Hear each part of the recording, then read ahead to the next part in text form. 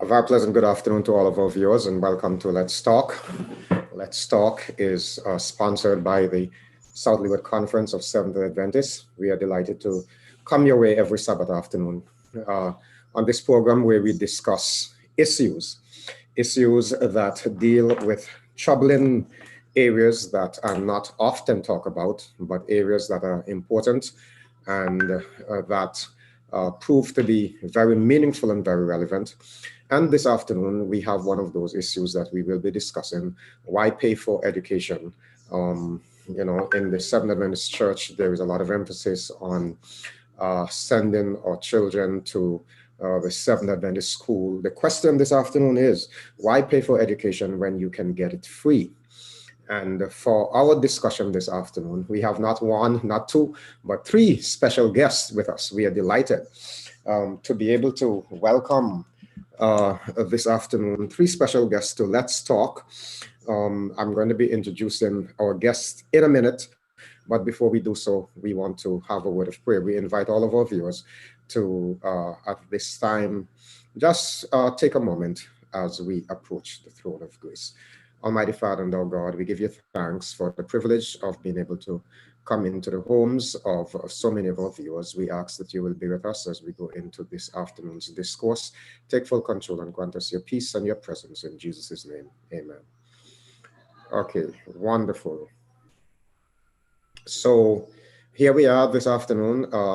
I am delighted to be able to introduce our special guest. As indicated before, we have not one, not two, but three special guests with us this afternoon. We have the president of the University of the Southern Caribbean and also the director of education for the Caribbean Union of Seventh-day Adventists. The name is Dr. Hilary Bowman. Dr. Hilary Bowman is a lifelong educator. He has spent more than 40 years in the area of education. That is indeed quite a long time. Most of this time he has spent in denominational service. He is was appointed as president of the University of the Southern Caribbean in November of 2016. And as I indicated before, he also fulfills the role of director of education. That is having oversight of Adventist education in the Caribbean Union. He holds a PhD in education administration and policy from the Union Institute and University, Cincinnati, Ohio.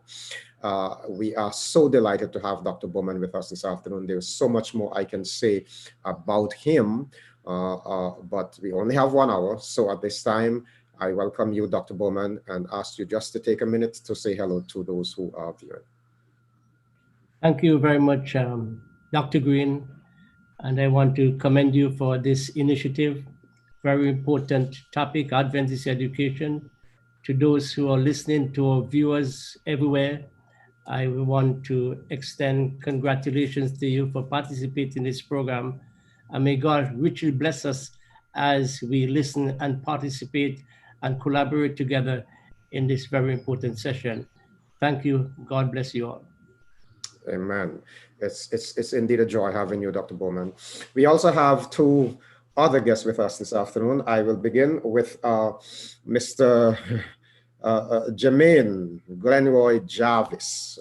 It's a little strange for me to be saying Jermaine, but anyway, I just want to indicate that Mr. Jarvis graduated from the Seventh Adventist Secondary School in Antigua in 2001. He went on to the Antigua State College, graduated in 2003, graduated with honors from the UWI Cave Hill campus with a BSc degree in economics and accounting. And in July 2007, he started employment at the Inland Revenue Department as a tax auditor and became supervisor of personal income tax, the personal income tax unit, after 5 years. In 2014, He pursued and successfully completed a master's in taxation with a Caribbean focus, again on the campus of Mona.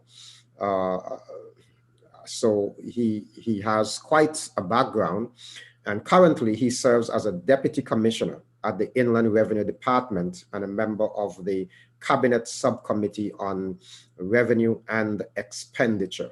We are delighted to have you with us, Mr. Jarvis, a proud graduate of the Antigua and Barbuda Seventh Adventist School. And I'll give you a minute just to say hello to those of you. Hello to everyone that's listening around the world. I am here this afternoon as an example of the success of Christian education, a good foundation in Christian education. And not only as a person who grew up in the church, but a person who was brought into the church through Christian education and have been better off since then. Okay, wonderful. We shall talk about that in a little while.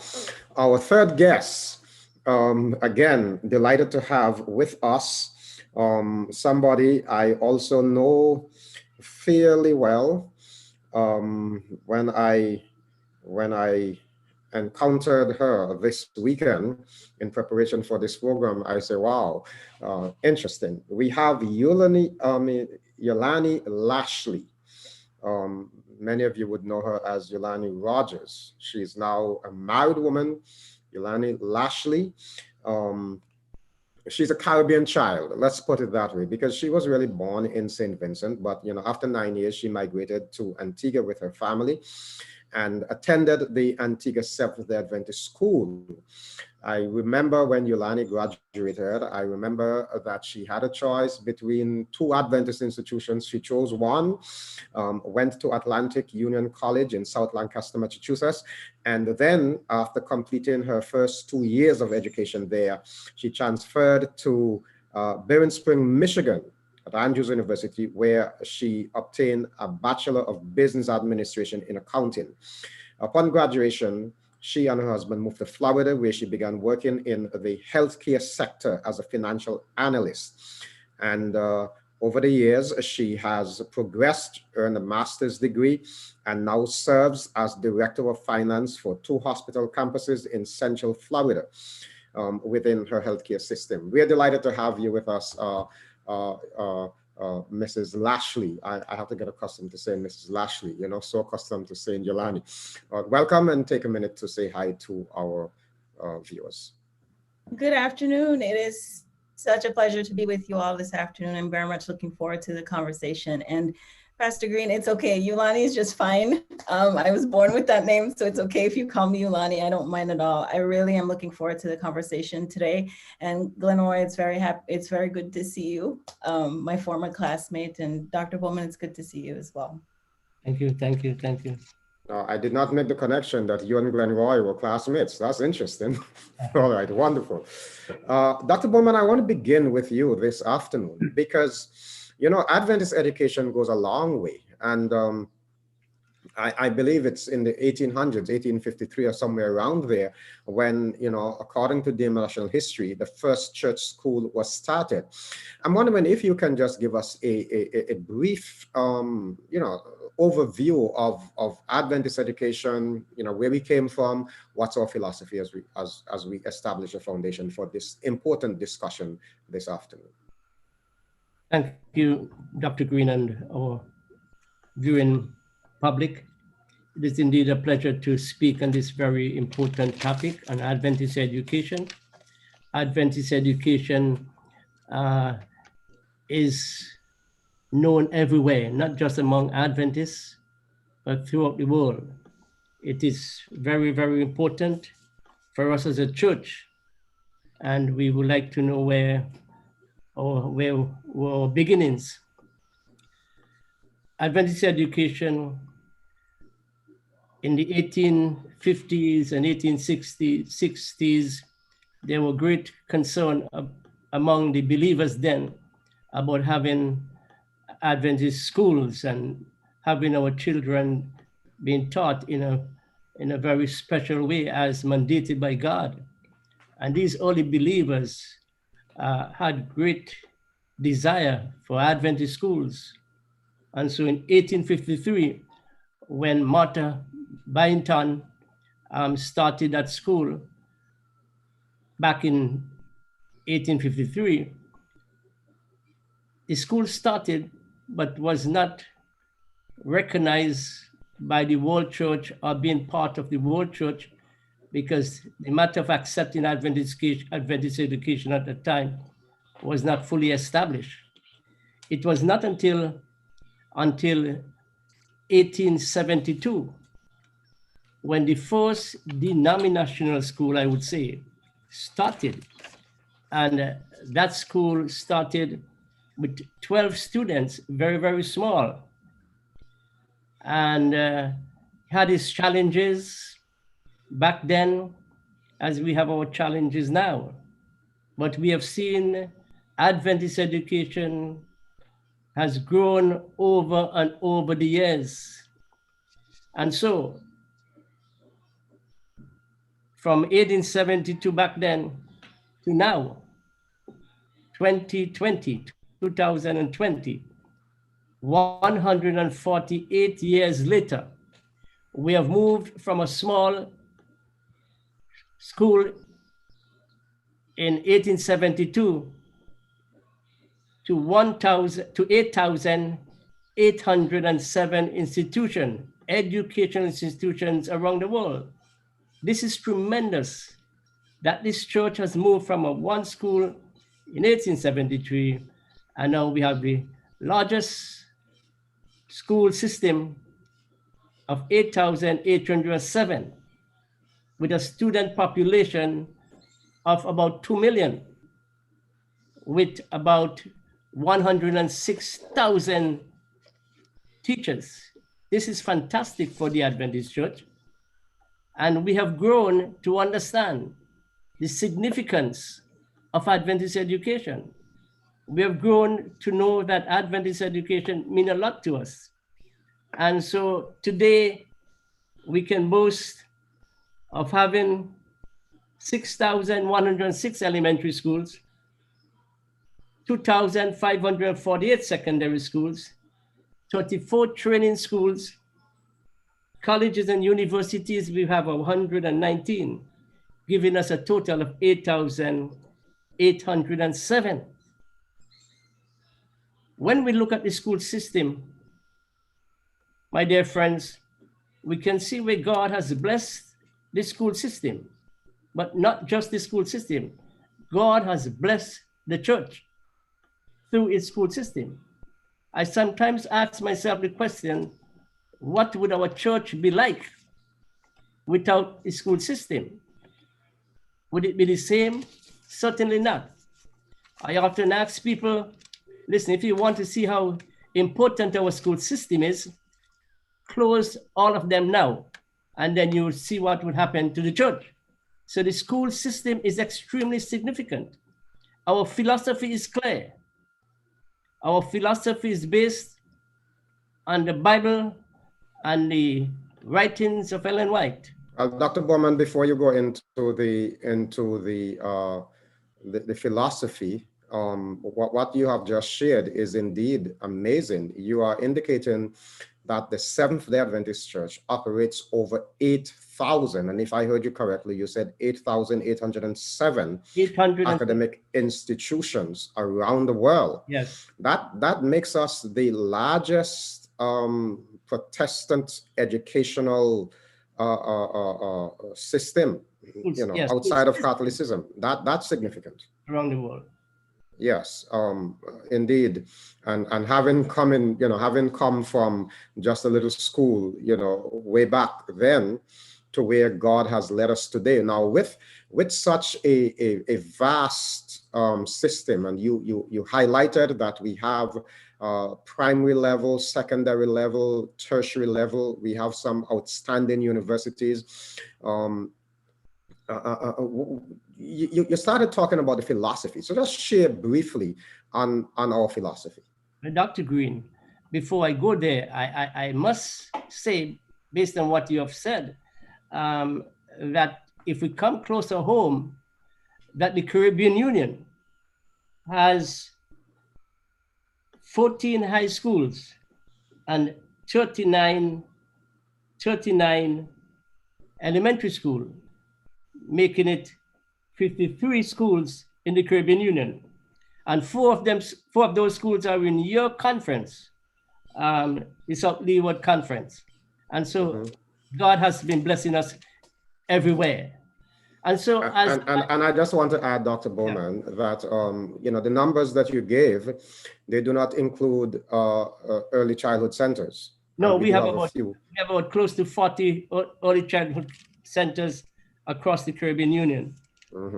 And there are many, and I know you have in your conference also. That's right. Yes. Okay, go ahead and tell us about the philosophy. So the philosophy is based on the Bible and the spirit of prophecy. Adventist worldview, based on the Bible and the spirit of prophecy, has helped to shape our worldview, which, according to the Bible, is based on creation, the fall, the redemption, and the recreation of man. The main purpose of Adventist education, we are very concerned about the academic program of the of all our schools. That is critical, but more importantly, we are very concerned about the spiritual dimension of our schools. The purpose of our school system is to restore our students in the image of God. So according to our philosophy, we are restoring in our students the image of God, which means that everything that we do in a particular school, be it primary school, high school, university, it must reflect the image of God. Whether we are in the classroom, we're in the playground, we are wherever, we must reflect the image of God. As I always say to my employees, I say, listen to me. A student may behave badly, but you must not respond in like manner. Respond in the manner in which Christ would have responded. Because God has given us a mandate as a church, as is found in Isaiah 54:13. All your children shall be taught of the Lord, and great shall be the peace of thy children. And so God has blessed us, and he expects us to carry out this mandate and to help to restore the image of God.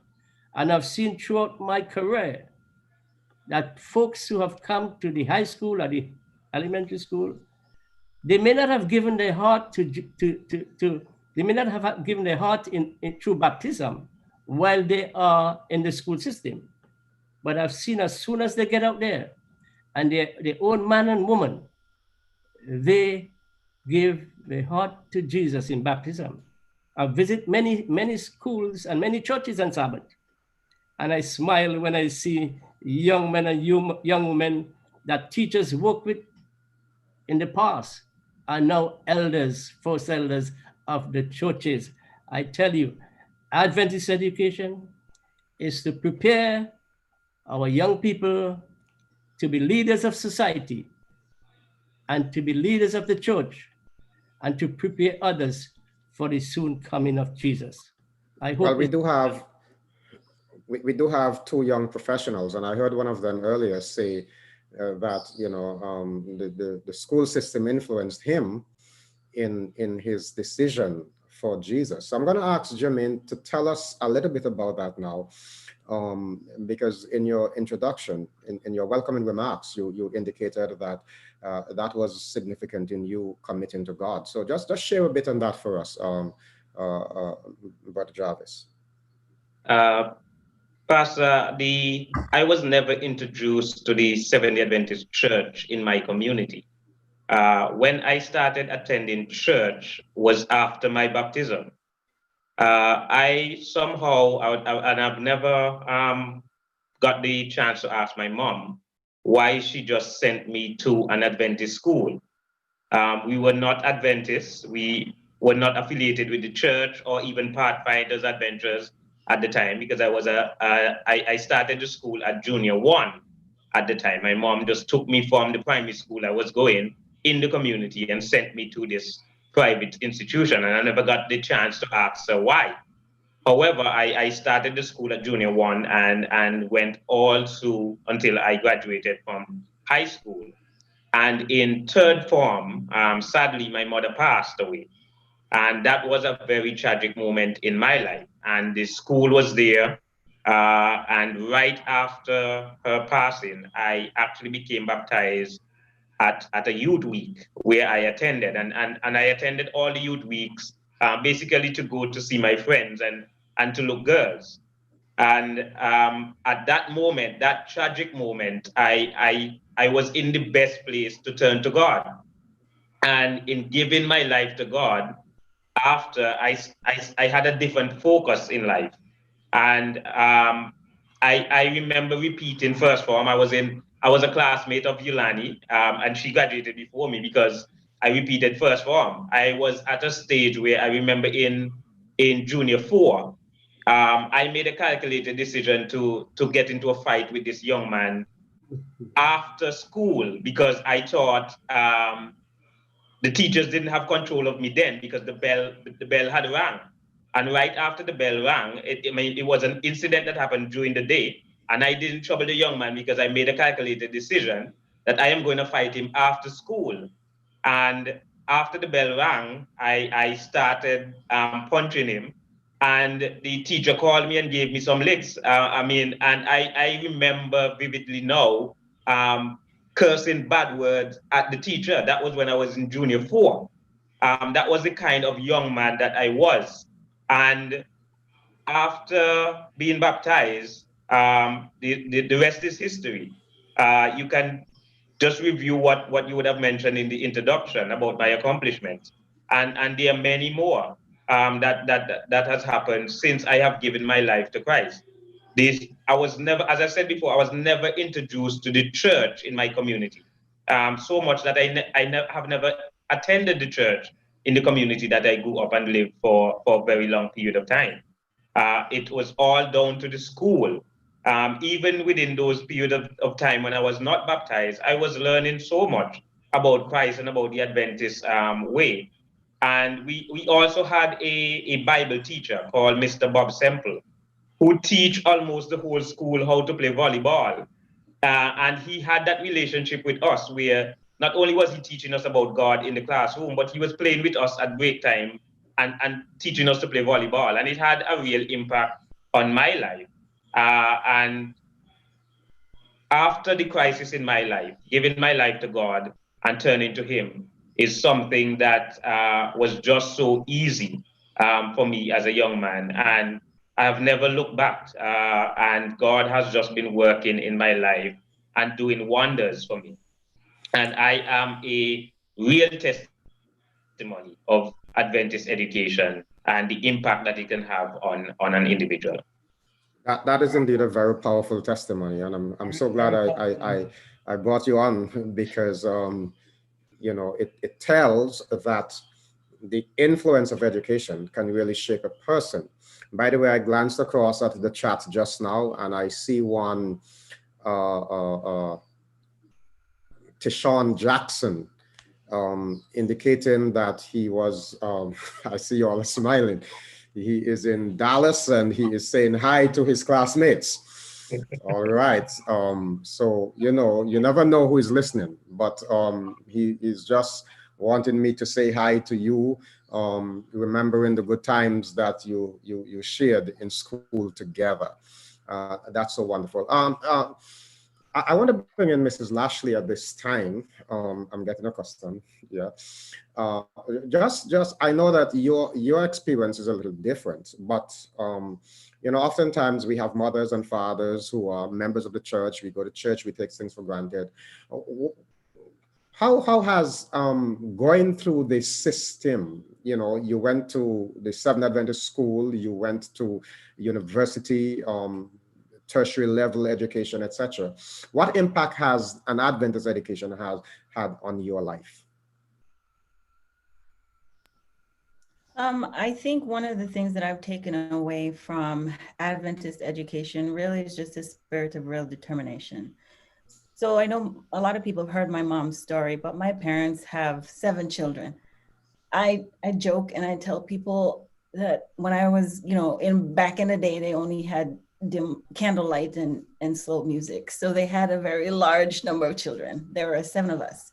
And I was number 6. And at the time, I was 6 years old when my mother made the decision that she was going to become baptized in the Seventh-day Adventist Church. And my dad followed shortly after. And from the moment she made that commitment, she also decided that she was going to pull all of us from the schools that we were in, or public schools at the time, and move all of us to Christian education. Now, if you know anything about my family, my mom, by and large, was a stay-at-home mom at the time, and my father was in construction. And so it was quite an economic task for my parents to undertake, to send more or less 7 children to a private school at exactly the same time. But my mother made the determination pretty early and very vocally that she was going to do whatever it took to make sure that her children were educated and taught of the Lord. And so that decision kind of changed the trajectory of our lives. So when we eventually moved to Antigua, we kind of picked up with the Adventist school in Antigua, and I've been with the system since then. Now, I can tell you that the journey through education for me, it has not been easy. I think we all can testify to the fact that it's not always easy to make the payments to send your child to a Christian school, but it has taught me a sort of grit and a sort of self-determination and hard work that I don't think I would have accomplished any other way. Aside from that, I think that there are obvious spiritual benefits that have come out of being in a Christian environment. I've heard a lot of people refer to Adventist education as a bit of a bubble, and they talk about Christian education as this thing where parents send their kids so that they are protected from the outside world. That was not my experience. I think some of the best challenges to my faith and the definition and putting real structure to the things that I believe and my relationship with Christ came out of moments sitting after church during college with friends, talking about biblical things, hearing differing opinions, and really having to dig into the word for myself to understand and come up with sort of a syllabus that I would live my life by. So I think that was also something that was very valuable for me that could have been accomplished elsewhere, but I don't think it would have had quite the same impact, or I wouldn't have had as many opportunities to interact with people who were going through similar things had I gone someplace else. And then the third thing that I always cherish from my education is my friends. I have, this year when I came to Antigua in December, I had a chance to catch up with quite a few of my old classmates, which made my heart very warm, because it had been decades in some cases where I had seen them. And this year I realized that we were celebrating our 20th year. Like, this was our 20th. Yes, I know. I'm kind of dating myself, but it's okay. My 20th year out of high school. And even through all of the things that we've all been through, we've had kids, we've gotten married, we have full-time jobs. Some of my classmates are now teachers themselves, which is unbelievable. But those relationships have completely been a foundational part of my life from the moment that I started school in Antigua back in 1993 to present. And so that's one thing that I could never trade, that having a lot of those experiences with my classmates. Okay, wonderful indeed, and I am grateful for the testimonies. I'm encouraged. I remember when USC, CUC, when I went to CUC, it was my first experience in an Adventist system, And I tell people this all the time, but my first class, when I went into that classroom for the very first class, and the professor said, let's begin with prayer, that struck me. It was the first time I was starting a class with prayer. And that created a profound impression on my mind. And lots of folks may say it's such a simple thing, but the reality is I have been through school. You know, I went to secondary school, I went to Antigua State College, did my A-levels, etc., and then worked for a while. And now here I'm going to a Christian school, and the professor is beginning, and it wasn't just one class. Every single class started with prayer. And I was really impressed by that. Now, Dr. Lashley, I want to, I was saying Mrs. Lashley, Dr. Bowman, I want to come back to you, because we are really talking about why pay money for education when you can get it free. You have spent all your life, practically, most of your teaching career in the system, in the Adventist system. You know, there are lots of people who are members of the church and who will tell you Adventist education is too expensive, I can't afford. I was impressed to hear Eulanie saying just now that when her mother committed to Jesus, she took all 7 children and put them in school. So having to pay 7 school fees at one time, that's quite something, but she did it. Dr. Bowman, what would you say to individuals who are saying that the expense is too much, they can't manage it? What are the options really? Is it just a matter of getting an education, or is there something else? Does the Adventist system offer something that the other system is not offering? Unmute Dr. Bowman. Dr. Bowman, please unmute. The Adventist system offers a lot more than the system. And I want to say here that I want to thank those young people and all those who stuck with it when it was difficult and finances were hard. And we have had thousands of people like that who have stayed with it. One, because they understood the uniqueness of Adventist education. It's a program and an education that caters for the whole person, the mind and the body, the social aspect of the individual. Our program is Christocentric. So everything that we do points to Christ.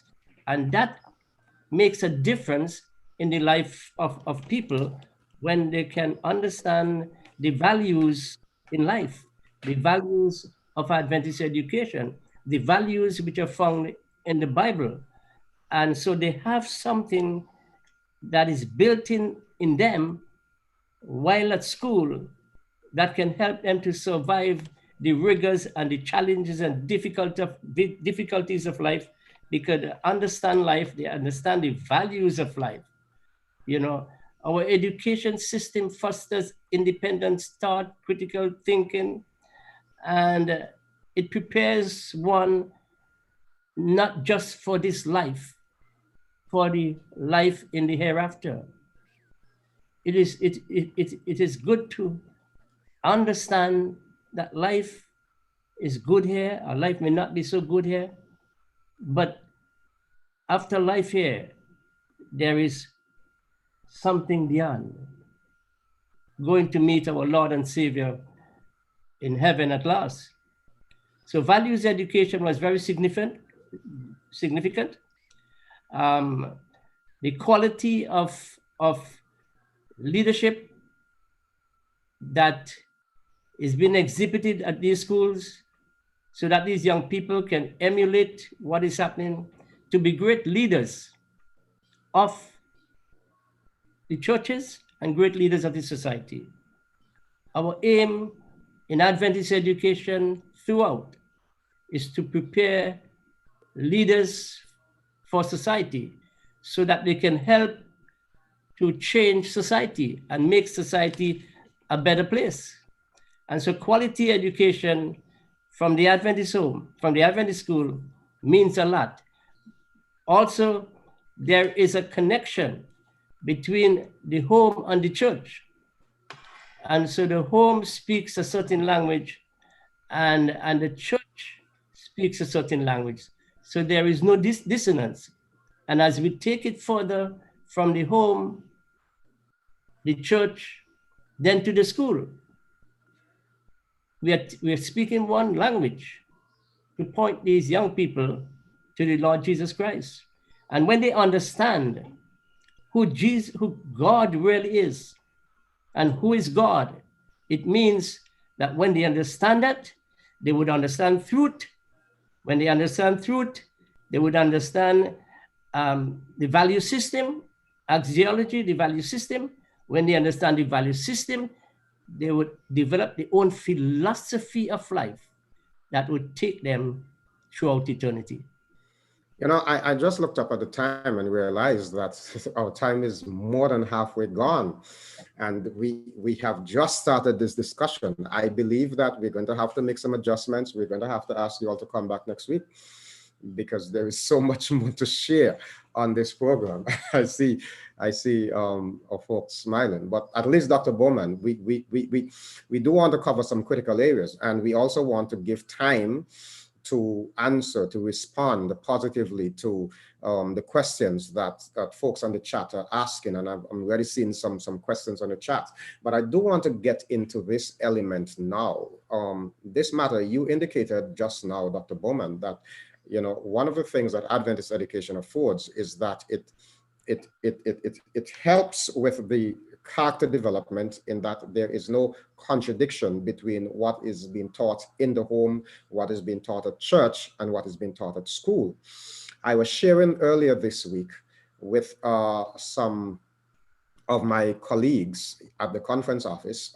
We were preparing a program, and I was sharing that last year I was vacationing, and I do have an app on my iPad called Today in History. And sometime last summer, I was looking at it. I was vacationing in New York, and then on that particular day, I don't remember the day, but it shared that back in 1950 something, a school teacher was charged and had to pay, I think it was $75 for teaching evolution in public school. And I thought to myself, that's interesting. Back in 1953. They charged a teacher in North America for teaching evolution in school. Today, it's the opposite. If you teach creationism in school, you can lose your job. You know, that's where our system has come. And I was pointing that out to say that, you know, when you go Christian education, you do not have to worry about what philosophies your children are being exposed to.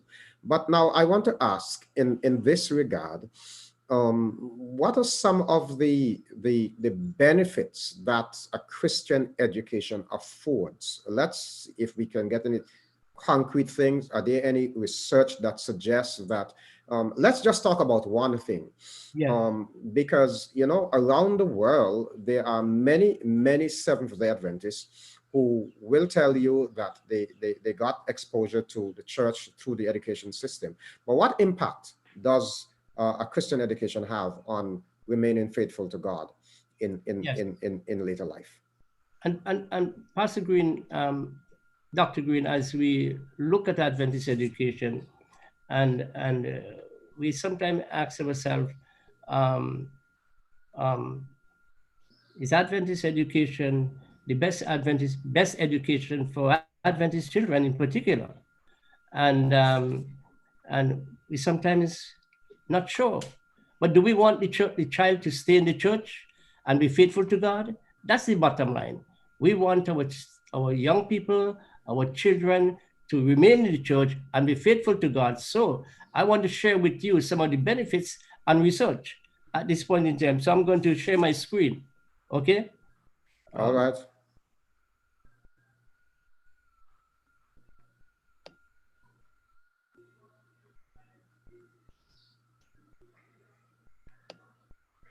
Go right ahead, Dr. Bowman.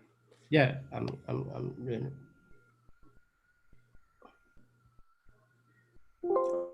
Okay.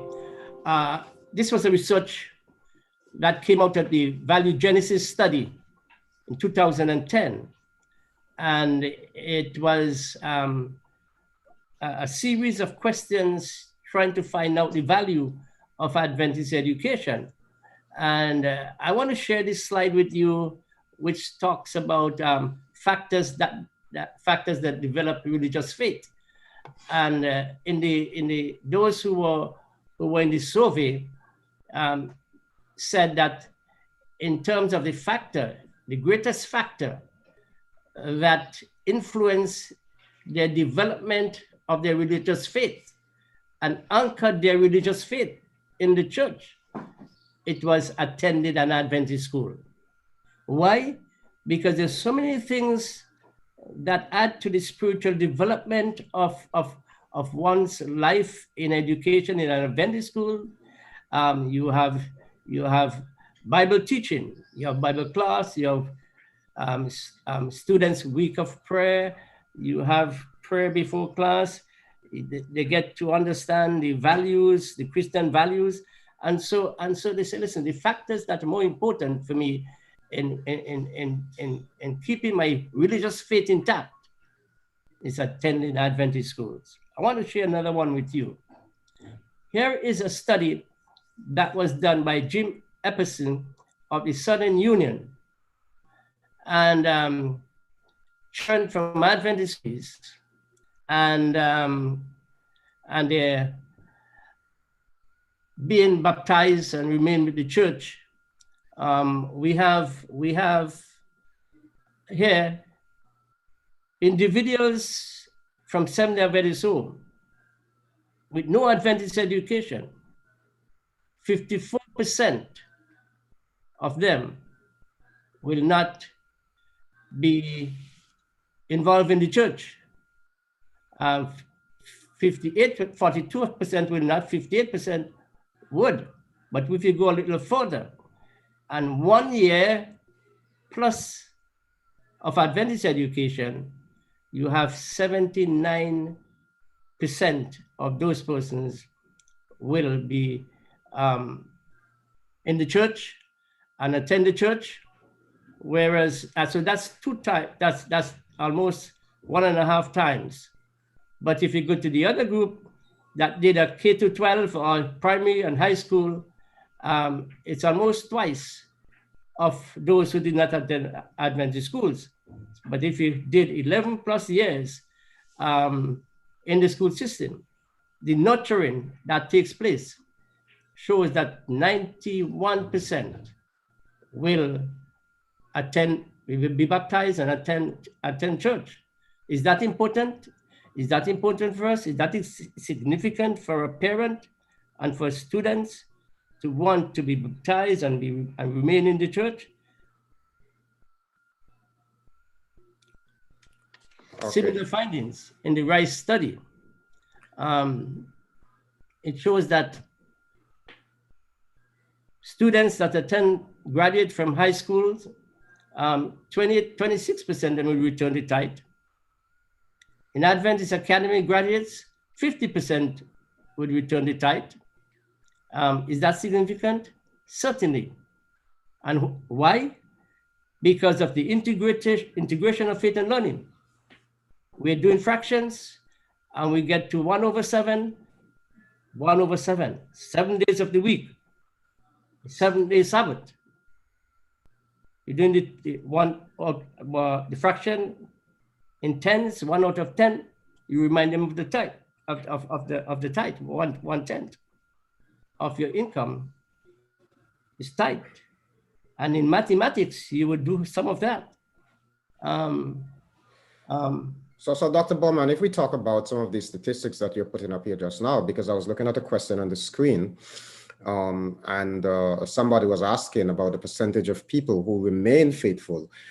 You are saying from the research that was done that it does appear that individuals who get a Seventh-day Adventist education, the research you're pointing out, have a much, much higher chance of remaining faithful to God. Bottom line, that's what you're saying. And I found it interesting that those who, for example, I'm not sure that folks pick up the force of this, but those who are exposed to an Adventist education are twice as likely to return tithes as those who don't. Now, that is significant. There is in the chat, again, in the interest of time, there is in the chat a question regarding challenges. There are some persons who are saying that, you know, okay, Christian education is okay, but I didn't have a good time in school, etc. And we do have two young people here, relatively young people. Eulanie, she says it's 20 years since she left school, who have been through the system. So I'd like to hear from you, having been through the system. And I don't know how old your children are, whether they're in the system now, as the case may be, but having been through the system, you have had occasion to meet with challenges. The system is not perfect, but looking back, if you had to live your life over again, would you choose Adventist education? Would you decide not to because of A, B, C? Let's hear from you a bit. Either well, of you you know, can speak. I want to say here, Dr. Greene, that's a very pertinent question for me and my wife. We left the Caribbean Union at one point for the sake of our children's education in medicine and so forth. And while there, my wife got a job in a secular school. And then we had our own school. But even our own school, because it was a non-sectarian school, we couldn't just enjoy it. We couldn't enjoy it. We were missing the spiritual aspect of the school, even as adults. And I can say that Adventist education has done a lot for me and my children. And if I have to do it again, I'll do it 1,000 times. I have absolutely no regret. Adventist education is the very best available to young people. And we have seen more non-Adventists heading for Adventist school in the Caribbean Union now than Adventists. Okay, interesting. Let's hear from our other two guests on this one. Mr. Jarvis, you want to go first? Yes, I'll go first. I enjoyed my time at the Adventist school. I had a very good schooling, and I think as well developing the relationships. We had a relatively small class of 21 of us, and I mean I came away with a wife, and I also have a lot of brothers and sisters out there that we have a very good relationship with, in terms of just the relation between my fellow classmates. And I would do it, if I had to do it again, I wouldn't do it any other way but to go Christian education. And the proof of that also, I now have a daughter who has started the Seventh-day Adventist school. And also my other daughter attends the Seventh-day Adventist Early Childhood Center. And my intention is for them to go through Seventh-day Adventist education. Okay, wonderful. Wouldn't do it any other way. All right, Mrs. Lashley. Yes, so I think that's a very interesting question. Do I regret going to Adventist school? Absolutely not. I don't regret for a moment. My light in this room keeps going off. It's quite entertaining. There you go. I don't regret for a moment the relationships that I was able to walk away with and some of the lessons that I learned. But I do think that if I had the opportunity to go back, there were some things I would hope would be different. So like I mentioned, I come from a relatively large family. And I think in a lot of ways, my family would have been described as poor. So we didn't have a lot of economic means. And I appreciated my parents' sacrifice to send me to an Adventist school. In retrospect, though, I wish there would have been some way for me as a child, even coming up through the system, knowing that my parents were not able to afford it, that I could have started early on, like maybe cleaning the office or filing papers in the office so that I could start having an income that could offset my tuition.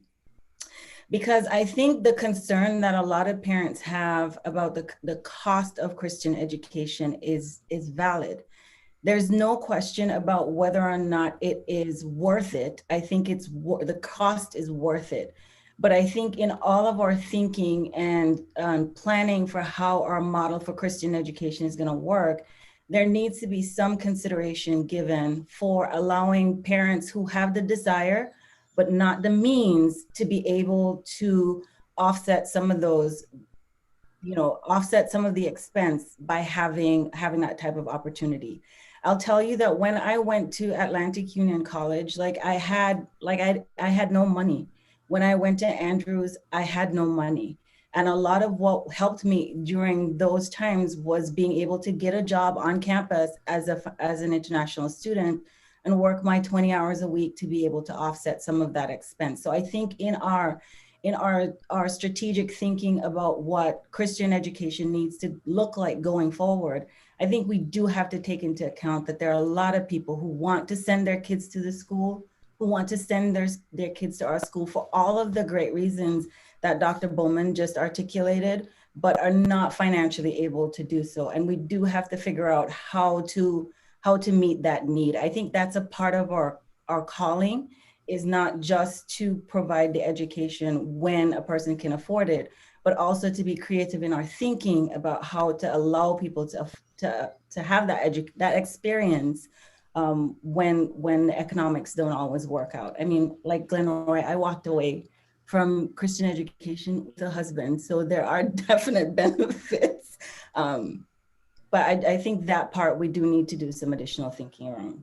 But let me ask one other thing. I'm going to come back to Dr. Bowman in a minute, because Dr. Bowman, I'm going to want you to speak to the element of finance and what systems there are in place. I do believe that there may be some issues with whether or not in our primary and secondary schools, whether children can work, whether there's child labor issue, etc. But I want, before the time ends, I want to ask both Glenroy and Eulanie. You now both have professional careers.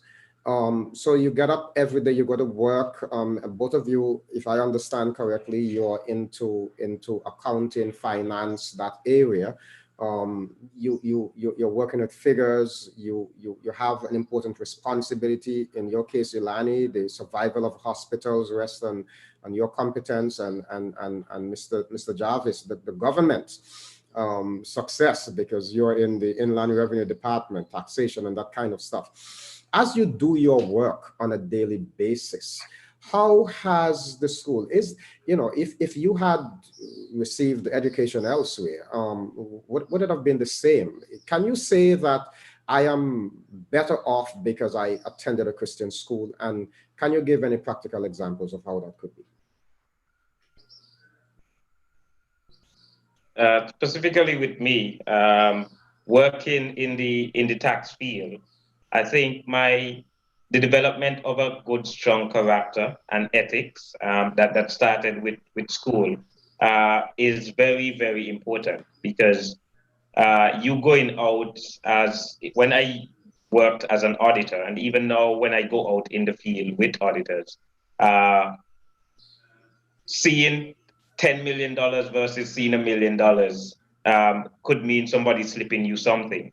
And having a good character and morals that was developed through school is very important, and would always mean the difference between not seeing something and doing what is morally right in my field of work. And so I thank the school for assisting in developing those strong morals that I can go out there and be fair to the government and to taxpayers. Okay, wonderful. Sister Eulanie, you have a contribution to make there? So being in finance myself, I completely identify with everything that Glenroy just stated. It really is a benefit to have had some of those character defining moments early on in my education, rather than trying to figure that out now. One of the other things that I point to as a real tangible benefit to me is that, like, I work in a faith-based organization. And so it gives me a place to draw from spiritually, so that even though my day-to-day work is to deal with numbers, it gives me a place that I can draw from to when I meet a patient sitting in the cafeteria, or I see somebody in a corner crying. I have a place I can draw from to walk over and say, hey, is everything okay? And then sit quietly, listen to their needs, and respond with, is it okay if I pray with you? I think that's one of the things that really has been a benefit to me in my career, is just not having this fear or this wall that I need to put up to keep my work life and my spiritual life separate. It's nice to be able to merge those two and feel comfortable and competent doing that. I think the other thing, which I probably only realized this over the course of the last 2 years or so, in our schools, there's a lot of public presentation and a lot of talking that we do up front, because you do it in class when you're reading aloud in front of everybody. You do it in chapel when you have to plan a program, and then you do it at church. So you get very comfortable with the notion of being in front and sharing information with people. And there's a level of confidence and credibility that I think that gives to your work as a young professional, when you're able to stand up in front of crowds of people who often have titles way more advanced along their career than you are, and still be able to speak from a place of confidence and authority, because you would have gotten so much practice along the way, having gone to a Christian school and having all of those moments where you needed to be in front and dealing with other people. So those are two of the things that I can say I really value that Christian education has left with me over the years. I really appreciate you sharing, especially that last point. It's an observation that I have made personally. Sometimes I listen to children as they speak, and there are some things that we take for granted, but I notice that the children who attend the Seventh Adventist school, the exposure they have, the public speaking opportunities they have, and if they go to church, that is reinforced there again, and it becomes relatively easy for them to stand up in front of a crowd and deliver. And there are some children who simply shy away from that. Again, I'm looking here and I'm seeing that our time has run away. I want to ask Dr. Bowman, however, to say a word on finance and what should really happen to a struggling parent. Should we have a system where we have to say, a parent has to say, listen, I'm sorry, I can't send my children to the school, I just can't afford it. And we're going to take an extra 5 minutes this afternoon, because there are a couple other questions we want to squeeze in. We will try to see what happens next week, but let's try at least to squeeze in this one. Dr. Bowman, the finance. Yeah, Dr. Greene,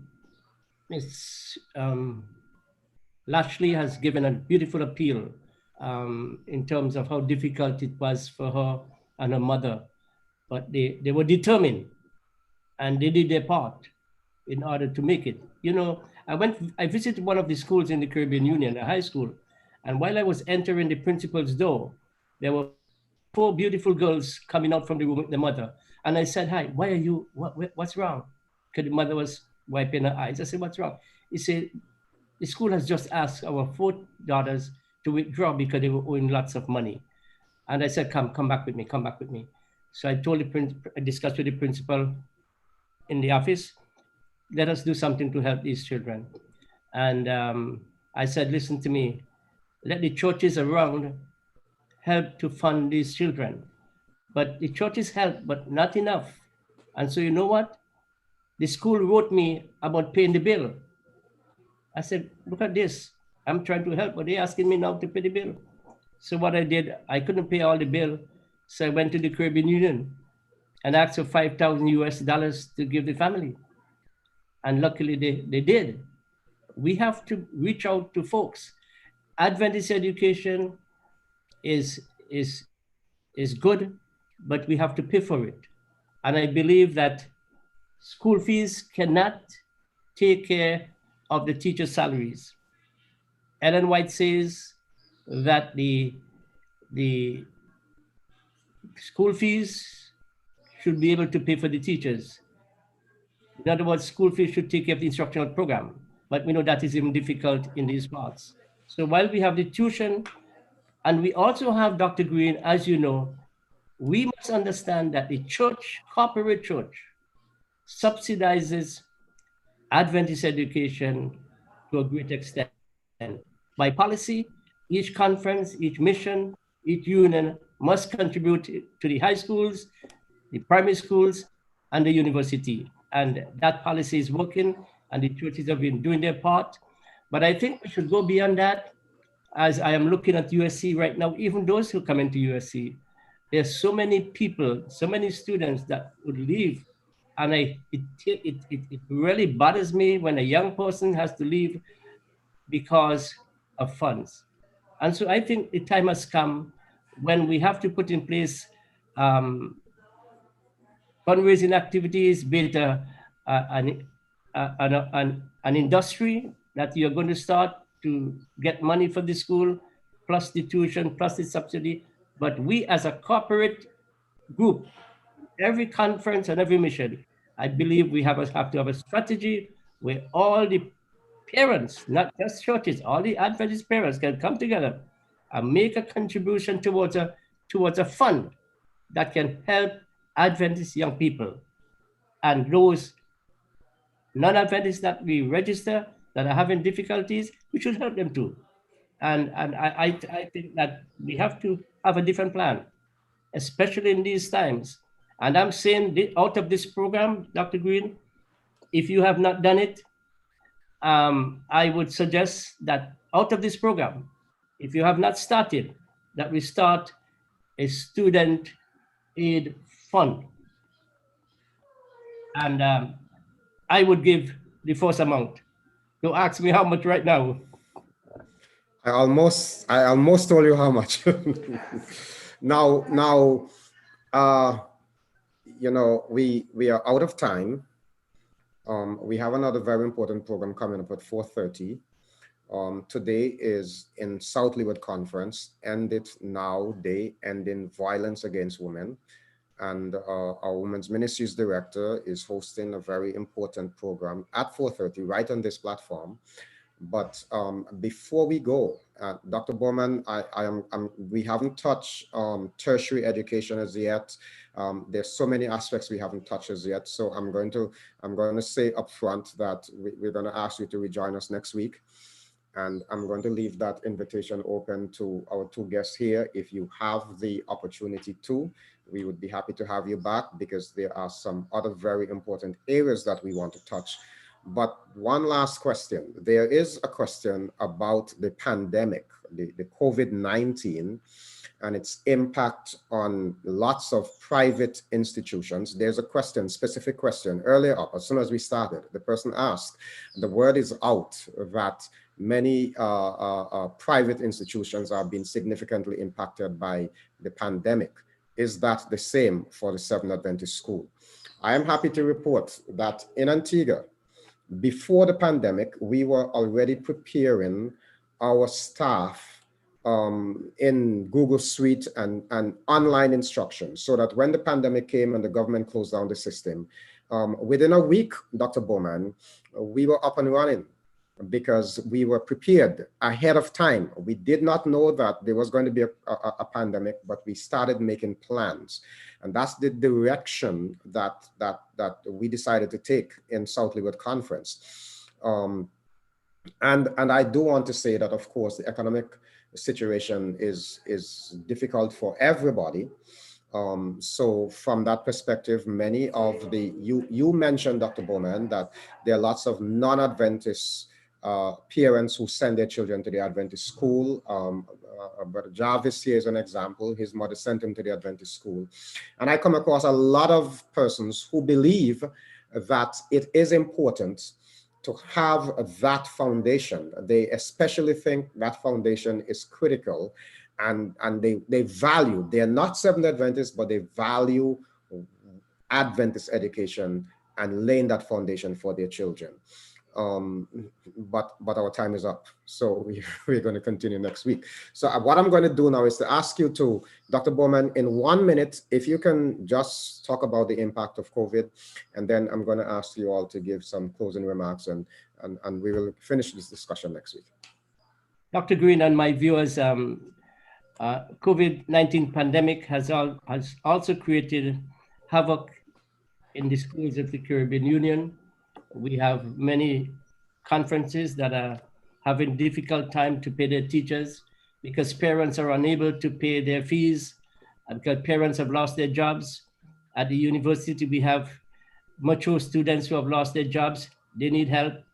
And we have seen in some instances where employees have been laid off until such time, because if you have to do everything online, the primary schools, some primary schools may have to go online full time. The university is going full time for the next semester. And so some of the areas that we would have gotten income from, those are closed. And so it's difficult. As a matter of fact, all these schools in the Caribbean Union are called faith-based schools run by the Adventist Church. And our funding base in the Adventist Church is from the tithe.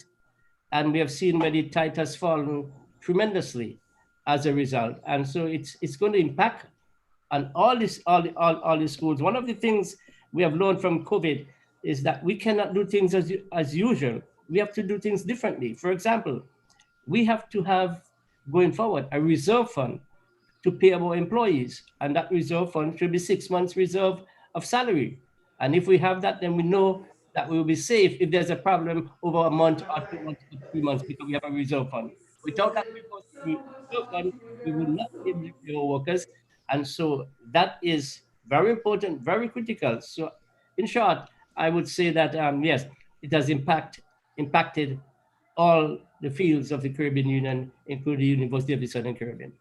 Very well, very well. Closing comments from Eulanie and Glenroy. Pastor Greene, I would really just remind parents, I know we've talked about it several times today, but if you are really trying to figure out if Christian education is right for you, I don't want you to have that as a question in your mind. I want you to feel confident that it is the right decision. Our schools are really intended, and they benefit us in the sense that they are extensions of the values that we lay down at home for our kids. And since they spend so much time in school, there's an extreme amount of benefit to having our kids also in Christian schools. So I would encourage any parent who's struggling with the decision, who is questioning whether or not they want to keep their child in a Christian school, in an Adventist school. I can guarantee you, I am a testament to the fact, and one day we'll talk about how tough it was for me getting through school, but it's hard and it could be a challenge financially, but there is nothing that I would change about my journey through Adventist education. And for me, it was 100% worth it.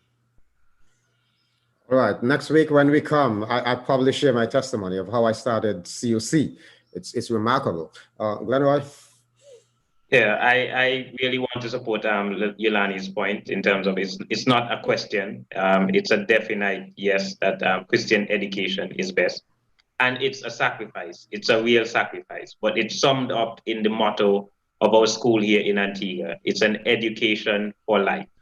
It's an education that's going to go way beyond your academic achievements, but an education not only to help you with the other things in this life, but an education that will help you in the life to get to the life to come.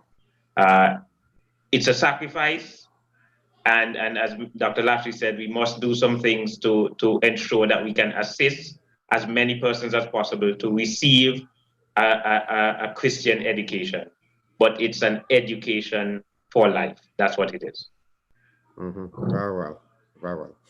Now, permit me to say that we will continue this next week. And after that, we are going to be talking about, not next week, the following week, which is going to be September 5, we're going to be talking about politics, Adventist involvement in politics. Should church members run for the political office? That is a hot topic. But again, here on Let's Talk, we discuss the real issues. So plan for it next week. We want to finish up this discussion, Dr. Bowman. We haven't spoken about tertiary institutions yet, and so many other things. So we want to thank all of our viewers for taking the time to be with us. We're here every Sabbath afternoon at 3 p.m. I want to express appreciation, full appreciation to our other two guests. And in that regard, I want to thank Dr. Eulanie Semper for recommending you, Mrs. Lashley and Mr. Jarvis. You were recommended by our education director, and I want to thank her for that recommendation. I think she made the best recommendation. Your contribution was extremely meaningful. You made a significant difference to the program. Of course, Dr. Bowman, you're a veteran, always good to have you. There were so many nice comments in the chat about you that I didn't get time to refer to. But next week we will. And for those of you who have been listening and have asked your questions, we will note the questions that you asked, and we will respond to all of them next week by the grace of God. Until then, be faithful, and we will see you again at 3 p.m. next Sabbath afternoon. God bless you all. Thank you. Thank you, Dr. Greene. God bless. God bless.